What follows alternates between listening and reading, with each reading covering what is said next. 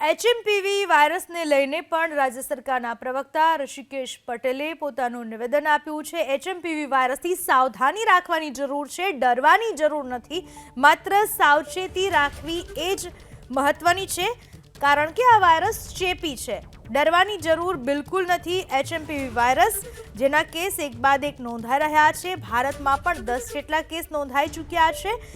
ત્યારે આરોગ્ય મંત્રી ઋષિકેશ પટેલનું નિવેદન કે આ વાયરસ નવો નથી, જૂનો છે, ડરવાની જરૂર નથી, માત્ર સાવચેતી રાખવી જરૂરી છે। ઓલરેડી એક્ઝિસ્ટ છે। જે રેસ્પિરેટરી વાયરસીસ છે એ પૈકીનો એક વાયરસ છે। 2001માં આઈડેન્ટિફાઈ થયો એ પહેલાં પણ આ વાયરસનું અસ્તિત્વ હતું।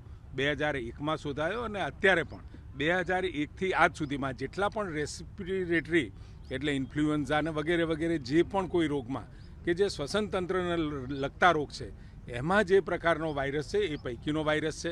પરંતુ આ તમામ વાયરસો ચેપી હોવાના કારણે આપણે એની સાવચેતી લેવી જોઈએ। કેટલીક બાબતો કોઈને શરદી, ફ્લૂ, ઉધરસ, ખાંસી આ પ્રકારનું હોય, ગળામાં દુખાવો, તો સ્વાભાવિક થોડું અંતર જાળવવું જોઈએ અને પોતાના પરિવાર સાથે પણ જ્યાં સુધી લક્ષણો પ્રમાણેની સારવાર ન પતે અને ગુડ ફીલ ના થાય ત્યાં સુધી એ થોડા સાવચેતી આપણે લઈએ તો મને લાગે છે કે નાના બાળકો કે જેનામાં ઇમ્યુનિટી નથી, મોટા વડીલો કે જેમનામાં પણ ઇમ્યુનિટીનો પ્રશ્ન છે, તો એને અસર ઓછી થાય અને કોઈ પણ આખી દુનિયામાં અને ચાઇનાની જ્યારે વાત કરી છે ત્યારે ચાઇનામાં પણ એવો કોઈ પેનિક નથી। એટલે આ ગુજરાતમાં અને ભારતમાં પણ પેનિક થવાની જરૂર નથી।